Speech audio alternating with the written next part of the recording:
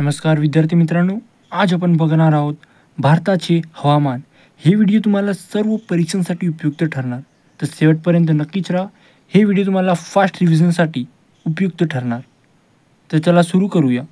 भारताचे हवामान हा हिंदी महासागर व हिमालय पर्वत प्रदेशांचा परिणाम असून हवामानदृष्ट्या भारताचे स्थान उष्णकटिबंधात आहे. काय आहे? भारताचे हवामान हा हिंदी महासागर व हिमालय पर्वताच्या प्रदेशाचा परिणाम असून हवामानदृष्ट्या भारताचे स्थान कटिबंधात आहे. भारताचे हवामान मान्सून म्हणजेच की मोसमी प्रकारात मोडते. भारताचे हवामान कसा? मोसमी मोसमी आलेला आहे. मान्सून सुद्धा असे म्हणतो. भारताचे एकूण 36 हवामान विभागात वर्गीकरण. किती? एकूण 36 हवामान विभागात वर्गीकरण. तापमान वितरण.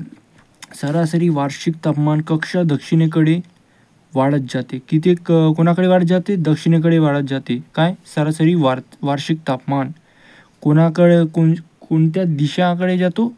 दक्षिणेकडे. जून महिन्यात राजस्थानमधील गंगानगर भागात 50 डिग्री सेल्सिअसहून अधिक देशातील सर्वाधिक तापमानाची नोंद होते. हिवाळ्यात जम्मू काश्मीरमधील कारगिल येथे तापमान उणे -48 डिग्री सेल्सिअस इतके खाली उतरते. किती? -48 डिग्री सेल्सिअस इतके खाली उतरते. ऋतू. भारतीय हवामान खात्याने मान्सून वाऱ्यांचे आगमन व निर्गमन यावर आधारित भारतातील ऋतूंच्या पुढील प्रमाणे 4 भागात विभागणी केली आहे. किती भागात ऋतूचे विभागणी केली आहे? 4 भागात. पहिला आहे मान्सून पूर्व काळ, दुसरा आहे नेतृत्व मान्सून काळ, तिसरा आहे मान्सून उत्तर काळ आणि चौथा आहे ईशान्य मान्सून काळ. मान्सून पूर्व काळ उष्ण हवेचा उन्हाळा म्हणजे की मान्सून पूर्व काळ कोणत्या महिन्यात येतो? मार्च ते मे महिन्यात. कोणत्या महिन्यात? मार्च ते मे महिन्यात. असा प्रश्न येऊ शकतो. मान्सून पूर्व काळ कोणत्या महिन्यात येतो? तर आपलं उत्तर आहे मार्च ते मे मध्ये. नेतृत्व मान्सून काळ दमट व उष्ण पावसाळी ऋतू. असा प्रश्न सुद्धा येऊ शकतो. दमट व उष्ण पावसाळी ऋतू कोणता? नेतृत्व मान्सून काळ. आणि तो कोणत्या महिन्यात येतो? जून ते सप्टेंबर महिन्यात. कोणत्या महिन्यात? जून ते सप्टेंबर महिन्यात. मान्सून उत्तर काळात माघारी मान्सूनचा काळ हा प्रश्न आलेला आहे. केव्हा कोणत्या महिन्यात येतो? ऑक्टोबर ते डिसेंबरमध्ये. ईशान्य मान्सून काळ हा थंड व कोरडा हिवाळा. कोणता? थंड व कोरडा हिवाळा जानेवारी ते फेब्रुवारीमध्ये येतो. ईशान्य मान्सून काळ जानेवारी ते फेब्रुवारीमध्ये येतो. ईशान्य मान्सून काळ जानेवारी ते फेब्रुवारीमध्ये येतो. हा ना. आता पुढे चालूया. संदर्भ. राज्य सेवा मुख्य परीक्षा दिनांक 25 सप्टेंबर 2016. सामान्य अध्ययन पेपर 1 प्रश्न क्रमांक 66 सिरीज ए. म्हणजे की हा प्रश्न आलेला आहे. याला PYQ म्हणून तुम्ही घेऊ शकता. आता आपण पाहणार उन्हाळा. मार्च ते मे महिन्यावाला उन्हाळा. मार्च ते मे महिन्यात उन्हाळा येतो. त्याला आपण मान्सून पूर्व काळ असे सुद्धा म्हणतो. 21 मार्च रोजी सूर्यकिरणे विषुववृत्तावर लंबरूप पडतात. या दिवसापासून सूर्याचे उत्तरायण सुरू होते. काय होते? सूर्याचे उत्तरायण सुरू होते. भारतात या काळात सूर्यकिरणे लंबरूप पडून तापमान वाढते व उन्हाळा सुरू होतो. परिणाम. लू, धुळीची वादळे. परिणाम काय आहे? लू, धुळीची वादळे. नॉर्वेस्टर कालबैसाखी. हा प्रश्न आलेला आहे. याला स्टार मार्क घेऊन थोडा डिटेलमध्ये अभ्यास करा. लू मे जून महिन्यात उत्तरेकडील पश्चिम मैदानी प्रदेशात वाहणारे अतिउष्ण व कोरडे वारे. कोणते वारे? कोरडे वारे. नॉर्वेस्टर. पश्चिम बंगाल, ओडिशा या भागात बंगालच्या उपसागरावरून येणाऱ्या जबाबदार बाष्पयुक्त वारे व वायव्येकडून येणारे उष्ण कोरडे वारे यांच्या संमेलनात गडाटी वादळांची निर्मिती होते. त्यास नॉर्वेस्टर म्हणतात. कोणाला नॉर्वेस्टर म्हणतात? जो पश्चिम बंगाल, ओडिशा या भागात बंगालच्या उपसागरावरून येणाऱ्या उबदार बाष्पयुक्त वारे व वायव्याकडून येणारे उष्ण कोरडे वारे यांच्या संमिलनात गडाटी वादळांची निर्मिती होते, त्यालाच नॉर्वेस्टर म्हणतात. आता आपण बघणार आहोत काल बैसाखी. काय म्हणून बघणार आहोत? काल बैसाखी. गंगेच्या मैदानाच्या पश्चिम बंगालमध्ये मार्च महिन्यात मोसमी पूर्व वाहणाऱ्या उष्ण वादळी हवेच्या प्रवाहांना कालबैसाखी म्हणतात. काय म्हणतात? कालबैसाखी कोणाला म्हणतात? गंगेच्या मैदानाच्या पश्चिम बंगालमध्ये मार्च महिन्यातून मोसमीपूर्व वाहणाऱ्या उष्ण वादळी हवेच्या प्रवाहांना कालबैसाखी म्हणतात. त्यामुळे धुवाधार पर्जन्यवृष्टी होते. काय होते? धुवाधार पर्जन्यवृष्टी होते. आंबेसरी. उन्हाळ्यातील कमी दाबांच्या पट्ट्यामुळे महाराष्ट्र, कर्नाटक, तमिळनाडू या राज्यात पडणारा पाऊस. कोणता? आंबेसरी. उन्हाळ्यातील कमी दाबाच्या पट्ट्यामुळे महाराष्ट्र, कर्नाटक, तमिळनाडू या राज्यात पडणारा पाऊस त्याला आंबेसरी म्हणतात. उन्हाळ्यात कमी दाबाच्या, जो की उन्हाळ्यामध्ये पाणी येतो ना, त्याला आपण आंबेसरी असं सुद्धा म्हणू शकतो. राईट. काय म्हणू शकतो? आंबेसरी असा सुद्धा म्हणू शकतो. वसंत वर्षा. पश्चिम बंगाल, आसाममध्ये या पावसात वसंत वर्षा म्हणतात. जसे की पश्चिम बंगाल, आसाममध्ये या पावसास वसंत वर्षा म्हणतात. पश्चिम बंगाल, आसाममध्ये या पावसास वसंत वर्षा म्हणतात. वसंत वर्षा म्हणतात. चला पुढे चालूया. ब्लॅसम शॉवर्स. फुलांचा वर्षाव. काय? Blossom showers. फुलांचा वर्षाव मे महिन्याच्या शेवटी व जूनच्या प्रारंभी केरळ व कर्नाटक राज्यात पडणारा वादळी पाऊस, त्याला काय म्हणतो आपण? फुलांचा वर्षाव असा सुद्धा म्हणू शकतो. हा कॉफी पिकांसाठी उपयुक्त असल्याने त्याला कॉफी बहार सरी असे म्हणतात. काय म्हणतात? कॉफी बहार सरी. कॉफी बहार सरी कोणता वर्षाव आहे असा सुद्धा येऊ शकतो. तर मे महिन्यात मे महिन्याच्या शेवटी व जूनच्या प्रारंभी केरळ व कर्नाटक राज्यात पडणारा वादळी पाऊस, त्याला आपण कॉफी बहार सरी असे वर्षाव सुद्धा म्हणू शकतो. कारण की ते कॉफी पिकांसाठी उपयुक्त असल्याने. महाराष्ट्रात या पावसास आम्रसरी किंवा वळीवाचा पाऊस म्हणतात. आम्रसरी किंवा वळीवाचा पाऊस म्हणतात.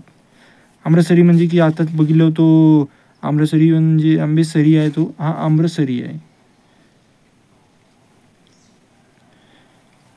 आता आपण बघणार पावसाळा जून ते सप्टेंबर. हिंदी महासागरावरून वाहणाऱ्या बाष्पयुक्त नेतृत्व मोसमी वाऱ्यामुळे भारतात नियमित पाऊस पडतो. कुठे? भारतात. हिंदी महासागरावरून वाहणाऱ्या बाष्पयुक्त नेतृत्व मोसमी वाऱ्यामुळे भारतात नियमित पाऊस पडतो.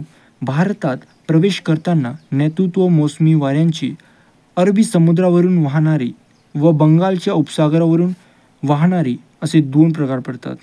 काय पडतात? भारतात प्रवेश करताना नेतृत्व मोसमी वाऱ्यांचे दोन प्रकार पडतात. अरबी समुद्रावरून वाहणारे व बंगालच्या उपसागरावरून वाहणारे असे दोन प्रकार पडतात. हे वारे भारतात 80%हून अधिक पाऊस देतात. कोणते वारे? अरबी समुद्रावरून वाहणारे व बंगालच्या उपसागरावरून वाहणारे हे वारे भारतात 80%हून अधिक पाऊस पडतात. 80%हून अधिक पाऊस पडतात. गंगेच्या मैदानी प्रदेशात 90% पाऊस बंगालच्या उपसागरावरून वाहणाऱ्या मोसमी वाऱ्यांच्या शाखेमुळे पडतो. कोणामुळे? गंगेच्या मैदानी प्रदेशात 90% पाऊस बंगालच्या उपसागरावरून वाहणाऱ्या मोसमी वाऱ्यांच्या शाखेमुळे पडतो. आता आपण बघणार आहोत माघारी मान्सूनचा काळ. ऑक्टोबर ते नोव्हेंबर. 23 सप्टेंबरपासून सूर्याचे दक्षिणयान सुरू होते आणि उत्तर गोलार्धात तापमान कमी होऊन वायुदाब वाढतो. परिणामी उत्तर भारतात नेऋत्य मोसमी वाऱ्यांचा प्रभाव कमी होऊन ते आग्नेय व दक्षिणकडे सरकू लागतात. यालाच मान्सूनची माघार असे म्हणतात. कोणाला? मान्सूनची माघार म्हणतात. कोणाला? 23 सप्टेंबरपासून सूर्याच्या दक्षिणयान सुरू होते आणि उत्तर गोलार्धात तापमान कमी होऊन वायुदाब वाढतो. परिणाम उत्तर भारतात नेऋत्य मोसमी वाऱ्यांचा प्रभाव कमी पडतो. काय? परिणामी उत्तर भारताचे नेतृत्व मोसमी वाऱ्यांचा प्रभाव कमी होऊन ते आग्नेय व दक्षिणकडे सरकू लागतात. यालाच मान्सून मघार असे म्हणतात. या काळात तमिळनाडूच्या किनाऱ्यावर सर्वाधिक पाऊस पडतो. कुठे सर्वाधिक पाऊस पडतो? तमिळनाडूच्या किनाऱ्यावर. मान्सून मघार हे पाऊस सर्वात जास्त तमिळनाडूच्या किनाऱ्यावर सर्वाधिक पाऊस पडतो. आता आपण पाहणार आहोत ऑक्टोबर हीट. ऑक्टोबर उष्मा. हीट म्हणजे की उष्मा असे सुद्धा म्हणू शकतो. सप्टेंबरच्या मध्यापर्यंत भारतात वाहणारे नैऋत्य मोसमी वारे. काय? सप्टेंबरच्या मध्यापर्यंत भारतात वाहणारे नैऋत्य मोसमी वारे माघारी फिरल्यानंतर भारतात ऑक्टोबर महिन्यात सूर्यप्रकाशांची तीव्रता वाढून तापमानही वाढते. यास शकर्मक काळ असे म्हणतात. काय म्हणतात? शकर्मक काळ. शकर्मक हे आपल्या मॅथमध्ये सुद्धा आहे. सकर्मक हे मराठीमध्ये आहे व्याकरणात. मराठी व्याकरणात सकर्मक वाकर्मक असे आहे ना, तो सुद्धा वाचू, हा सुद्धा वाचू. सकर्मक काळ म्हणजे की सप्टेंबर मध्यापर्यंत भारतात वाहणारे नैऋत्य मोसमी वारे माघारी फिरल्यानंतर भारतात ऑक्टोबर महिन्यात सूर्यप्रकाशांची तीव्रता वाढून तापमानही वाढते. काय? भारतात ऑक्टोबर महिन्यात सूर्यप्रकाशाची तीव्रता वाढून तापमानही वाढते. यास सकर्मक काळ असे म्हणतात. काय म्हणतात? शकर्मक काळ असे म्हणतात. आता हिवाळा पाहू. हिवाळा 22 डिसेंबरला सूर्य मकर वृत्तावर असतो. 22 डिसेंबरला सूर्य कुठे असतो? मकर वृत्तावर. हा प्रश्न सुद्धा येऊ शकतो. 22 डिसेंबरला सूर्य मकर वृत्तावर असतो असा येऊ शकतो. हिवाळ्यामध्ये 22 डिसेंबरला सूर्य कुठे असतो? तर आपल्याला उत्तर येणार मकर वृत्तावर. आपल्याला ऑप्शननुसार चालायचं आहे. ऑप्शनवरच डिपेंड आहे सर्व काही. त्यावेळी भारतात तापमान कक्षा खाली येऊन कोरडा व थंड हिवाळा सुरू होतो. कक्षा खाली येऊन कोरडा व थंड हिवाळा सुरू होतो. या काळात ईशान्य मोसमी वारे समुद्राकडे वाहणारे बंगालच्या उपसागरावरून वाष्मयुक्त बनतात. काय? या काळात ईशान्य मोसमी वारे समुद्राकडे वाहणारे ईशान्य मोसमी वारे जसे की समुद्राकडे वाहणारे बंगालच्या उपसागरावरून वाष्मयुक्त बनते. ईशान्य मोसमी वाऱ्यामुळे तमिळनाडूच्या मध्य व पूर्व भागात आणि आंध्र प्रदेशात हिवाळ्यात पाऊस पडतो. कुठे? ईशान्य मोसमी वाऱ्यामुळे तमिळनाडूच्या मध्य व पूर्व भागात आणि आंध्र प्रदेशात हिवाळा पाऊस पडतो. आता जेट वाऱ्यांचे प्रभाव बघूया. आता काय बघणार? आता जेट वाऱ्यांचे प्रभाव. हिवाळ्यात जम्मू काश्मीर व हिमाचल प्रदेश येथे तंपाबरांच्या वरच्या थरात 20,000 ते 50,000 फूट सुमारे 50,000 फूट म्हणजे की सुमारे 11 किलोमीटर उंचीवरून पश्चिमेकडून पूर्वेकडे वाहणाऱ्या जेट वाऱ्यामुळे पाऊस पडतो व हिमवृष्टी होते. हिमवृष्टी म्हणजे की बर्फांची वर्षाव होते. राईट. आता आपण पाहणार चिल्लाई कलान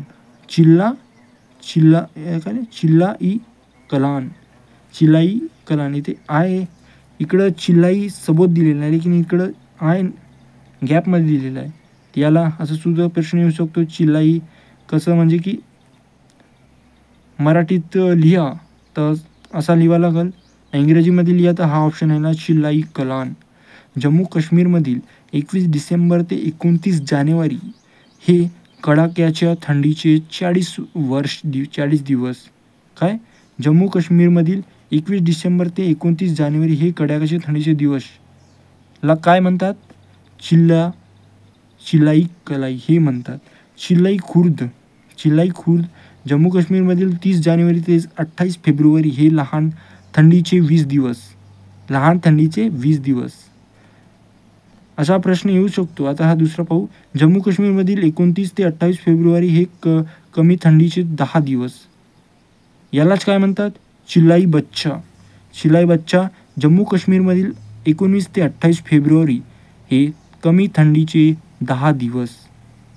आता हे व्हिडिओ इथंच थांबूया. आता आपण पार्ट 2मध्ये घेऊ. तर पर्जन्यांचे असमान वितरण हे आपण दुसऱ्या व्हिडिओमध्ये पाहू. तोपर्यंत नवीन असाल तर शेअर करा, सबस्क्राईब करा. भेटूया दुसऱ्या व्हिडिओमध्ये.